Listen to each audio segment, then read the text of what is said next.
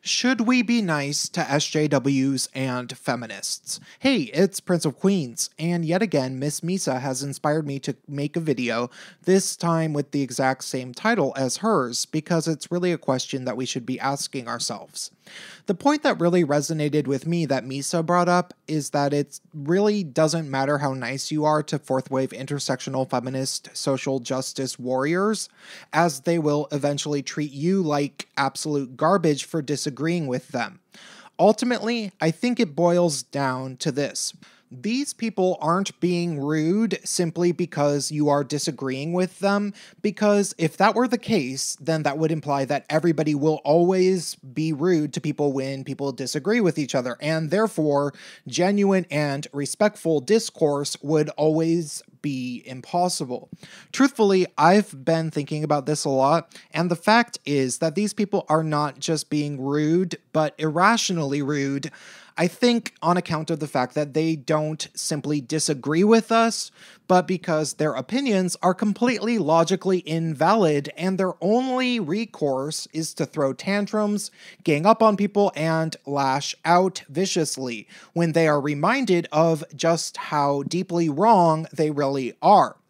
I'll use the metaphor of dealing with a drug addict because it's something that I have a lot of experience with.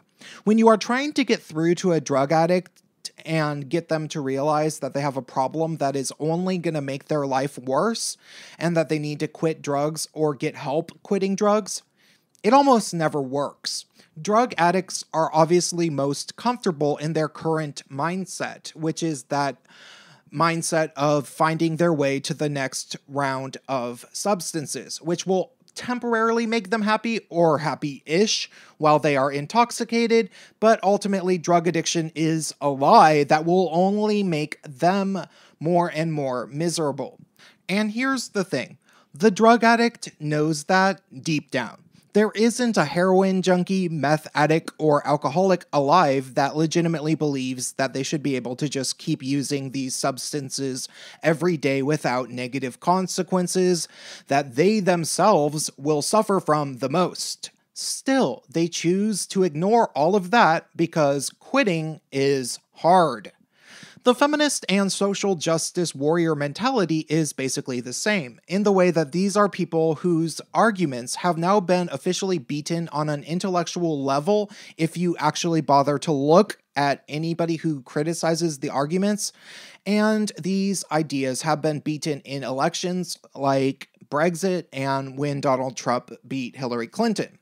To anybody that is fully informed themselves about both sides of the debate, it is plainly evident that fourth wave intersectional feminism simply doesn't really make any sense, doesn't help the communities that it claims to speak for, and was only raised to cultural popularity due to a massive web of media propaganda, fraudulent statistics, and indoctrination in education.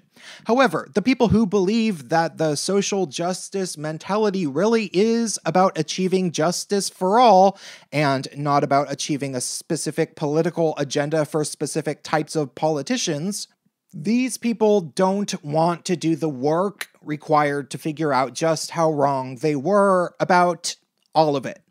In many cases, these people had to go out of their way to read feminist blogs and other such things in order to know what types of things to say to avoid persecution from the SJWs in their life that would attack them for saying the wrong things. Most SJWs started out normal, didn't want to be SJWs, but eventually submitted in defeat when it seemed like the easiest thing to do. Similarly, the vast majority of people never wanted to be drug addicts, but once they tried drugs and realized how great they made them feel, they were sold on the drugs. It seemed like the easiest thing to do to just keep using drugs.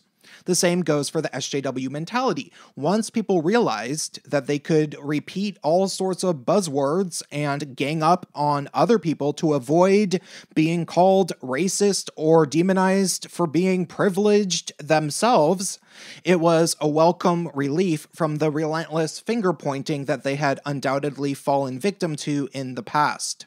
So here's what I say. We should never resign ourselves to simply being mean to anybody because it ultimately discredits us and gives SJWs ammunition to prove their points to new SJWs. SJWs have a mentality that is fundamentally fueled in bigotry for white people, males, and anybody that they deem to have any advantages in life. It's toxic on its own.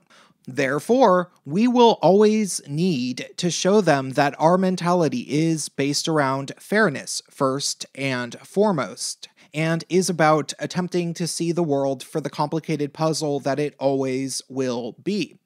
If we can't show them what fairness looks like, how will they ever learn? Many of these people were raised by feminists, remember. However, at the same time, like drug addicts, there are some times in which being nice to these people is no longer fair. There are times where continuing to speak to them with endless compassion that feels unnatural is actually unjust. It is no longer kind to treat them with kid gloves after a certain point, but rather it is enabling them. Nobody who speaks their genuine truth deserves to be shamed for their immutable traits, ganged up on, lied about, told that they should get raped so that they know what it's like, told that they are traitors to their race or to the LGBT community, or whatever the hell else SJWs say to people like us at the drop of a hat. When they do these things, it isn't just permissible, but honestly, simply the right thing to do to stand up for ourselves. Because if we don't, it's almost like subtly admitting that we're going to allow these people to get away with it. In the end, though people usually don't realize it short term, people are happiest when they surround themselves with people that do have boundaries and that do know how to be assertive when it is necessary. SJWs are already living in a hell of their own creation as starving piranha syndrome kicks in more and more every day.